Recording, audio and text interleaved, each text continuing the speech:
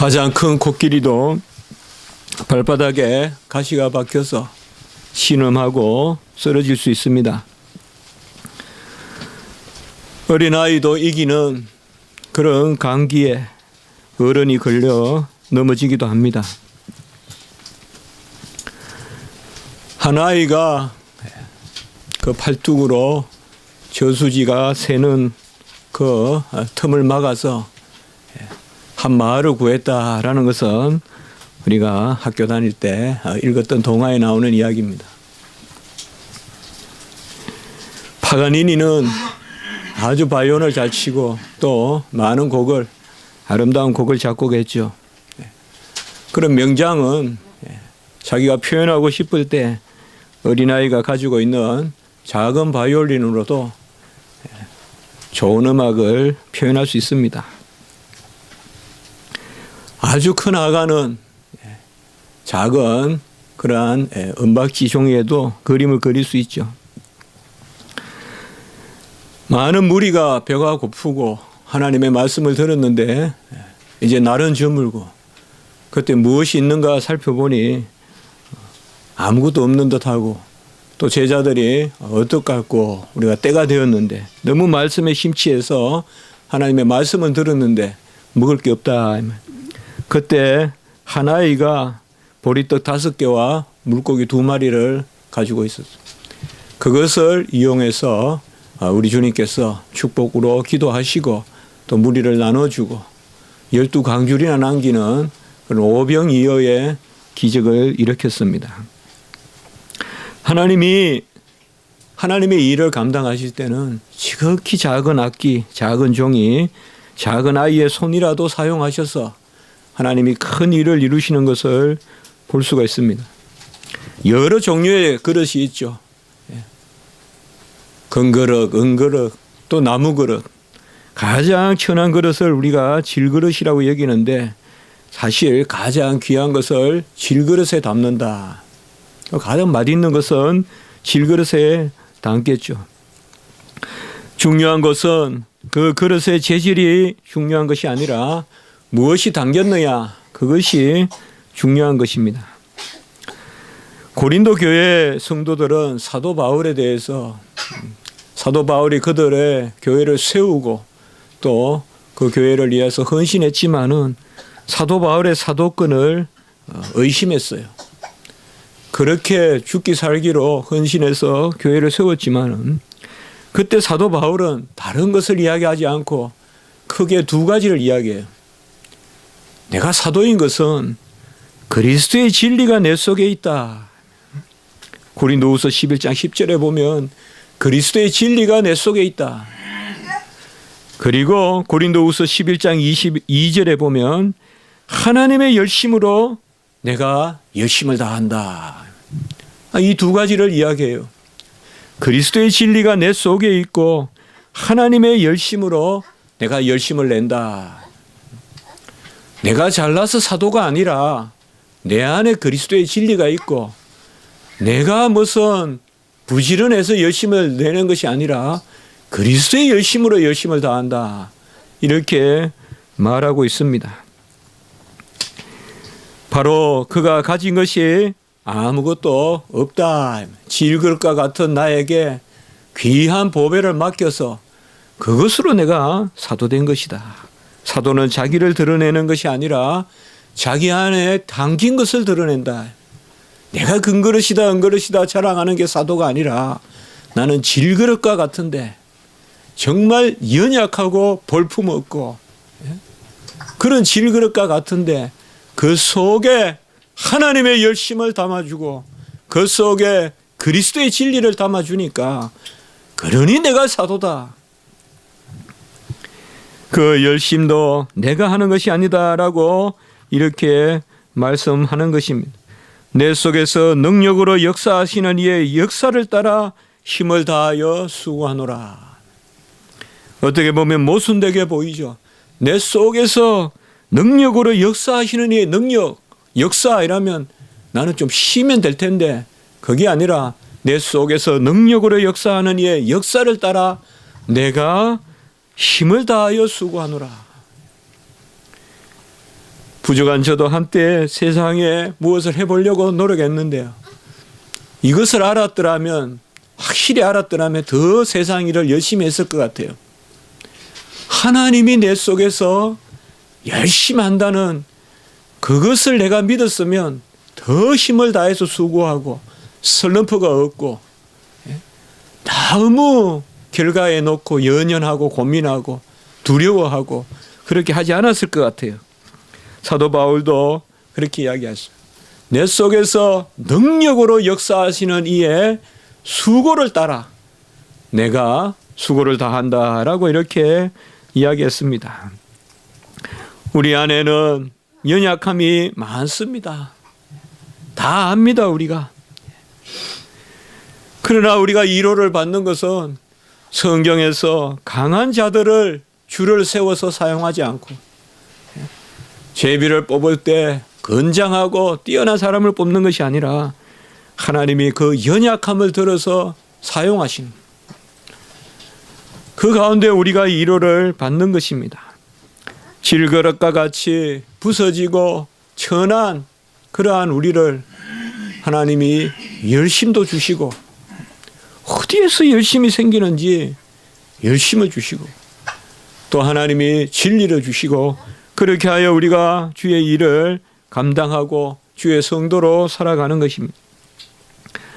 가인보다 아벨이 강하지 못했습니다.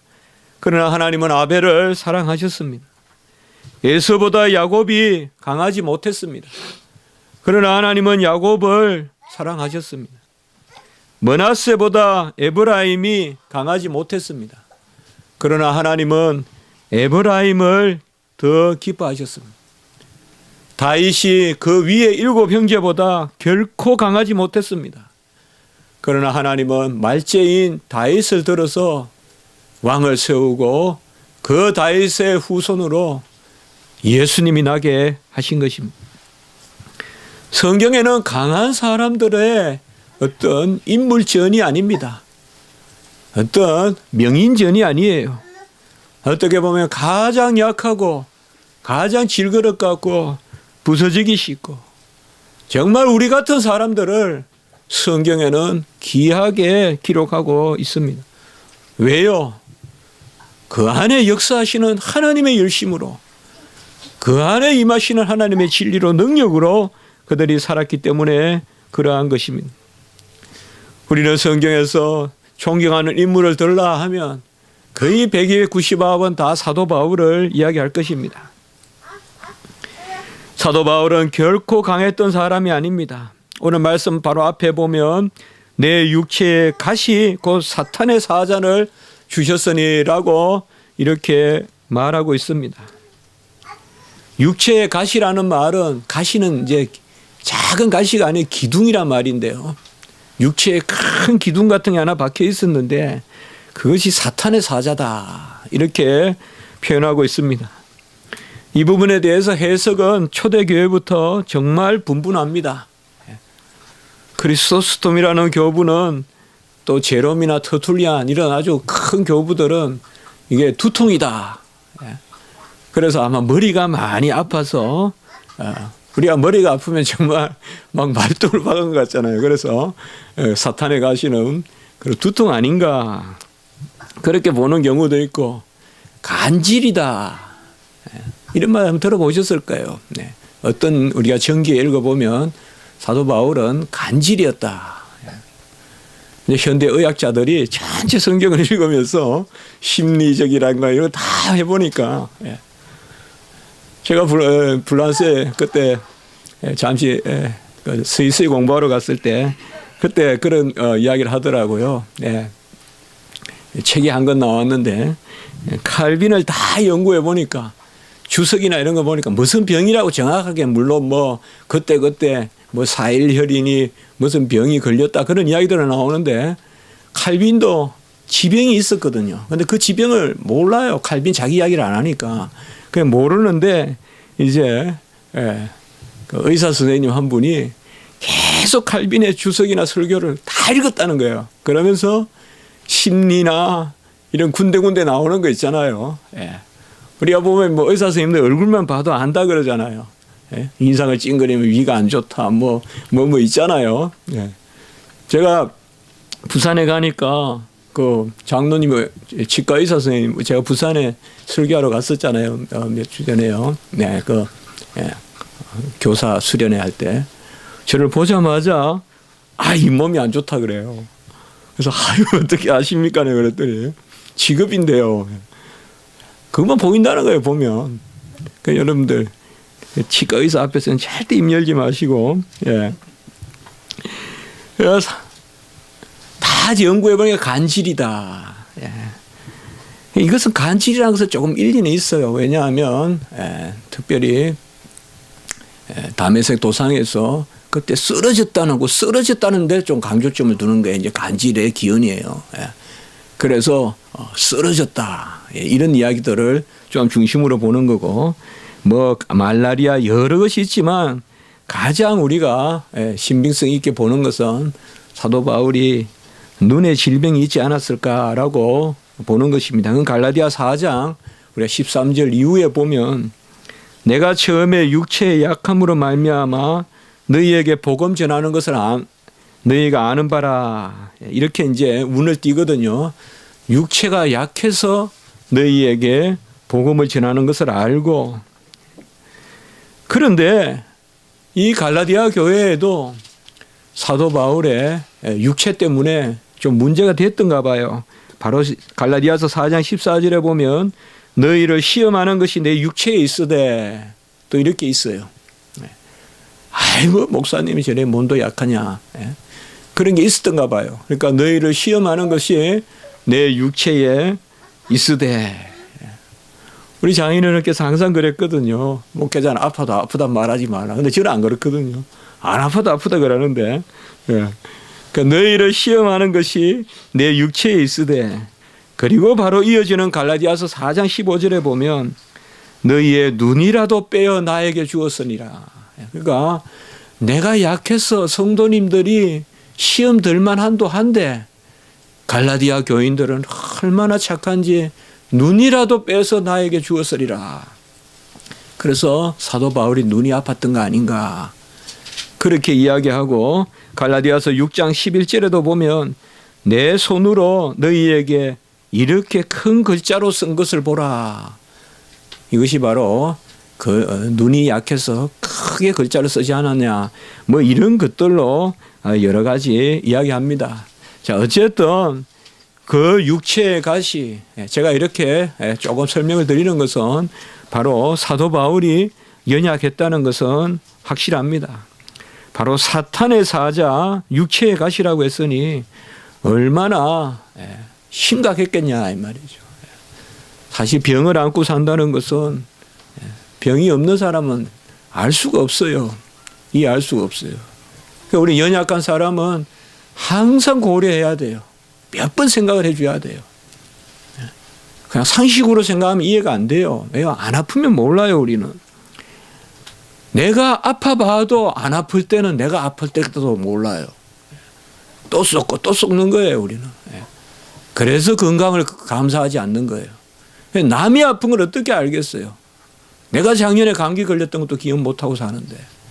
그래서 건강해도 감사하지 않는데.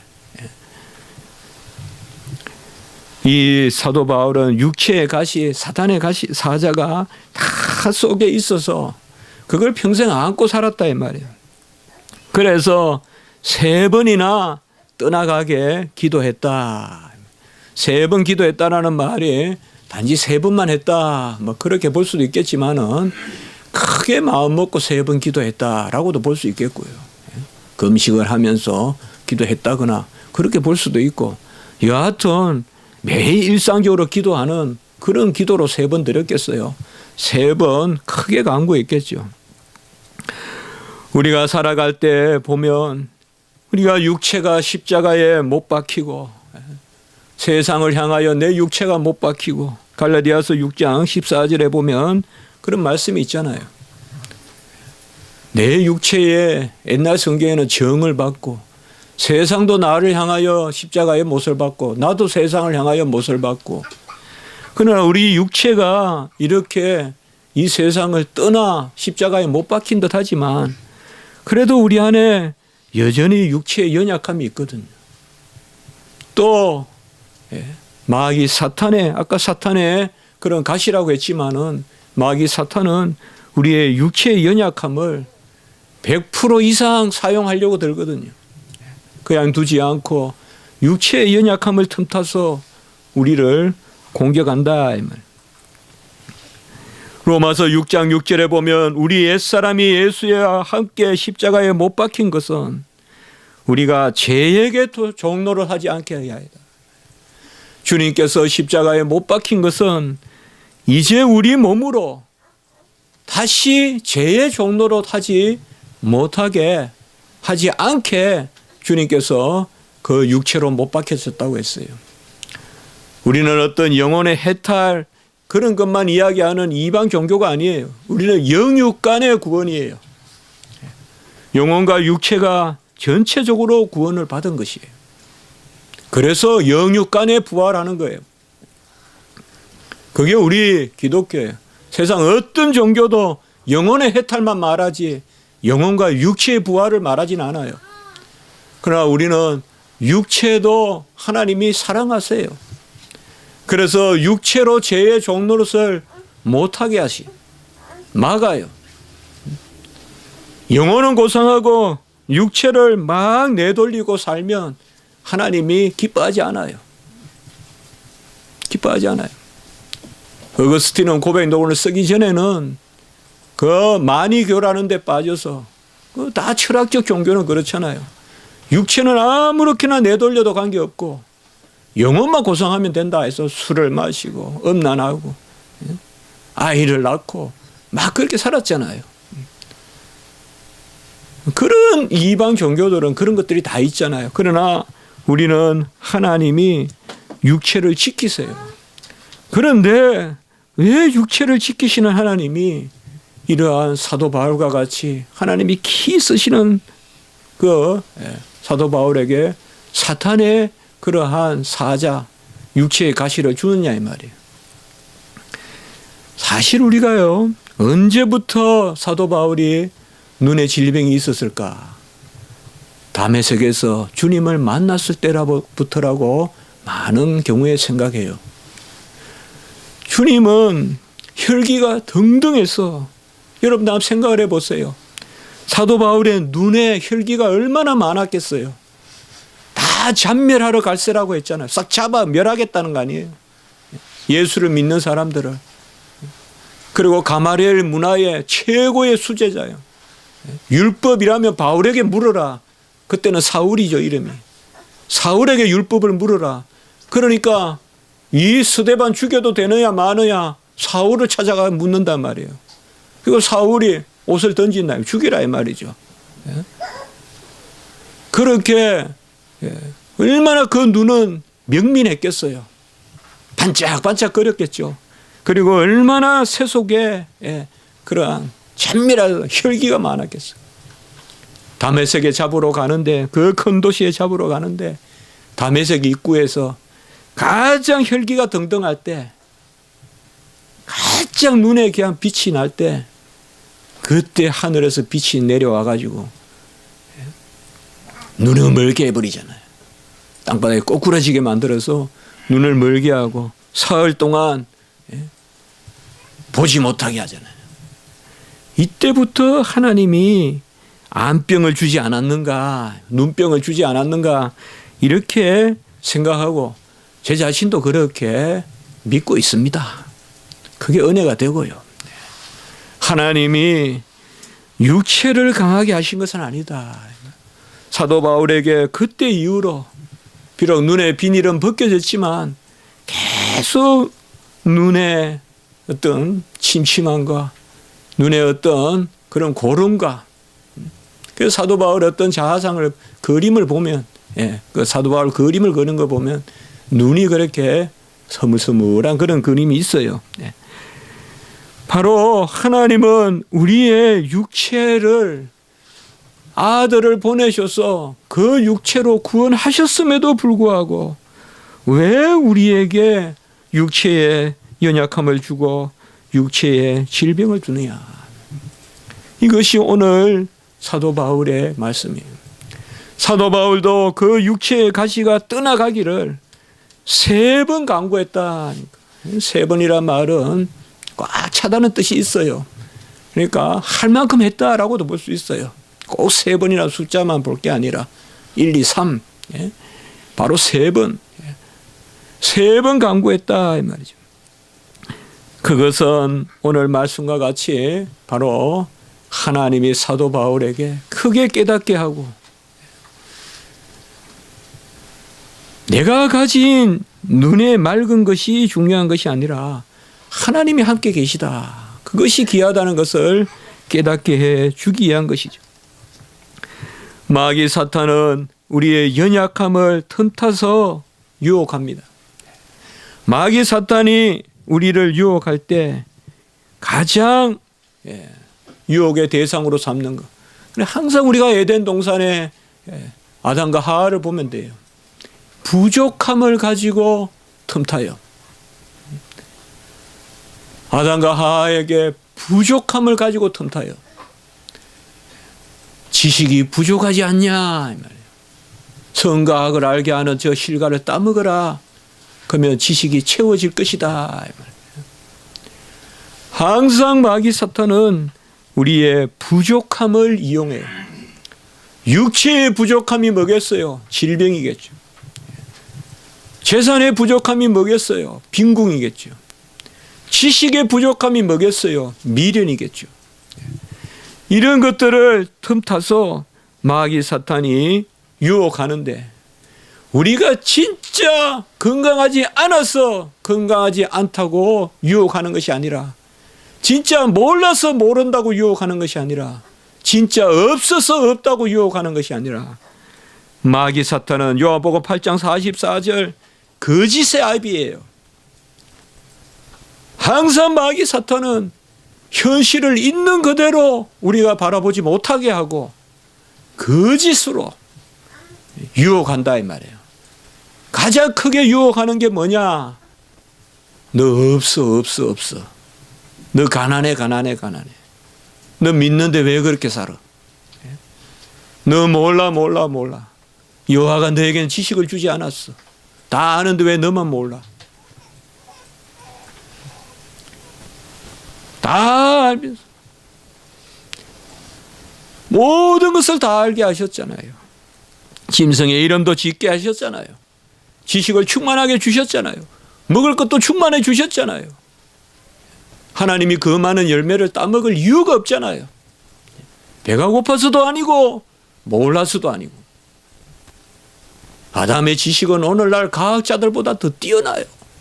모든 만물을 다 파악했어요. 그래서 이름을 지었어요. 지식도 충만하게 주었어요. 타락해서 무지한 거지 우리가. 다 사물을 파악했어요. 아담은. 그리고 모든 실과를 다 주셨어요.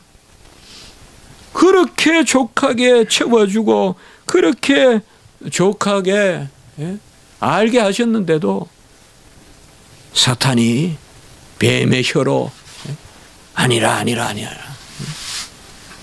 너 지금 불안해. 너 지금 모자라. 너 지금 네가 하는 그거 별거 아니야. 너 그거 참 아무것도 아니야. 계속 그렇게 유혹한다. 여러분, 교만이 언제 생길까요? 사탄은 거짓이에요. 거짓의 아비예요. 거짓의 아비고 유다서 1장 6절에 보면 처소를 떠난 천사라고 했어요. 이게 교만을 뜻해요. 자기 자리에 없는 거 말이에요. 천사는 천사의 자리에 있어야 돼요. 하나님은 하나님 자리에 계셔야 돼요. 우리 인류는 인류의 자리에 있어야 돼요. 항상 거짓은 교만과 함께해요. 마귀 사탄은 바로 처소를 떠난 거짓의 아비고 교만의 길잡이예요. 앞잡이예요. 항상 마귀 사탄이 우리를 유혹할 때는 이 두 가지로 거짓하는데 그 거짓이 뭐냐? 우리의 불평을 만들어내요. 우리의 불평을 만들어내고 그리고 그 불평을 통해서 교만하게 만드는 거예요. 불평을 통해서. 내가 모자란다 하면서 교만해지는 거예요. 여러분, 아주 악한 교만은 내가 많이 가졌다는 데서 오지 않아요. 내가 모자란다는 데서 와요. 아무리 많이 가져도 내가 모자란다는 데서 교만이 싹트기 시작하는 거예요. 그때 교만이 싹트기 시작하는 거예요. 내가 족하다는 사람은 겸손해요. 그래서 열심을 다하는 거예요.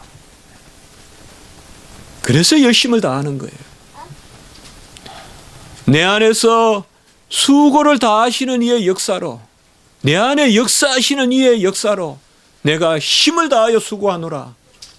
바로 골로새서 이 말씀은 여기에 있는 거예요. 우리는 우리가 하나님이 주신 것으로 족하다 여기고, 그리고 감사하고, 그 가운데 겸손한 거예요. 겸손은 불평이 아니에요. 겸손은 그저 모자라고, 그저 못 받았고, 그저 없다라고 하는 게 아니에요. 겸손은 하나님이 주셨다는 거예요. 히스기야가 잘 다스렸어요. 처음에 나라를 잘 다스렸어요. 그래서 사내립이 쳐들어왔을 때 아수르에 아주 무서운, 아주 잔인한, 가장 잔인한 그 사내립이 왔을 때 히스기야 터널로 해서 물을 만들고 망대를 쌓고 겸손했어요. 그때는. 그때 히스기야가 뭐라고 하느냐 이 말이에요. 바로 사내립과 함께하는 자는 육신의 팔이요, 우리가 함께하시는 이는 여호와 하나님이다. 반드시 여호와가 우리 대신 싸우시리라. 이렇게 이야기해요. 그래서 당대 최고의 군인 사내립을 물리쳐요. 히스기야가. 그러나 히스기야가 이 이후에 교만해져요. 교만해져서 히스기야가 바로 하나님 앞에 질병을 갖게 돼요. 그래서 히스기야를 하나님을 쳐버려. 히스기야를. 왜 히스기야가 그런 질병을 가졌느냐? 역대하 32장 25절에 보면 그가 교만하여 받은 은혜를 보답하지 않았기 때문이다. 이렇게 나와요. 그가 교만하여 받은 은혜를 보답하지 않았기 때문이다. 겸손히 기도할 때는 하나님이 너희들은 사내립을 아무리 사내립이라 해봤자 사람의 손이요. 다윗으로 말하면 골리앗은 병기로 나오지만은 우리는 여호와의 이름으로 여호와의 손으로 나간다. 그때 겸손했을 때는 하나님이 히스기야를 세웠다는 거예요. 그러나 하나님이 온전케 하니까 금방 교만해지더라 이 말이에요. 내가 했다 하면서 벌써 의자에 앉는 자세가 달라지더라 이 말이에요. 그러니까 하나님이 질병을 내리셨어요. 제가 옛날 설교했던 기억이 나네요. 영국에서. 얼마나 운전도 못하고 영국에 또 핸들이 좌입니까 우입니까? 우리하고 반대편이잖아요. 했더니요. 우리는 우측, 좌측했습니까? 영국에는 할 때 우측했습니까? 주로 섬나라가 그렇대요. 왜 그런지 모르겠는데. 그것도 익숙해지면 또 괜찮아요. 그런데 그래 한 불안해요. 운전하기에. 그래서 하나님 앞에 운전할 때마다 기도를 많이 해요. 또 우리나라에서는 뭐 타이어가 벙커가 나든지 또 플래시 되고 어떻게 되든지 간에 또 보험도 부를 수 있고 마음이 편하잖아요. 근데 막 미국이나 영국 이런 데 있을 때 보면 항상 무슨 사고에 대한 불안감이 있어요. 경찰이 무서우니까요. 뭐 경찰 불러서 무슨 제수출 어떻게 하라 그러고 막 하여튼 막 그런 게 너무 막 복잡해서 하나에 불안해요. 기도를 많이 하는데 제가 한번 한번 회개를 했어요. 한 번도 도착해서 기도 안 하는 거예요. 아무도 도착해서는 감사하다는 기도 안 하는 거예요. 탈 때만 기도한다 이 말이에요. 차를 몰고 나갈 때만 기도하지. 차를 탁 세우고 도착지에 와서는 잘 왔다.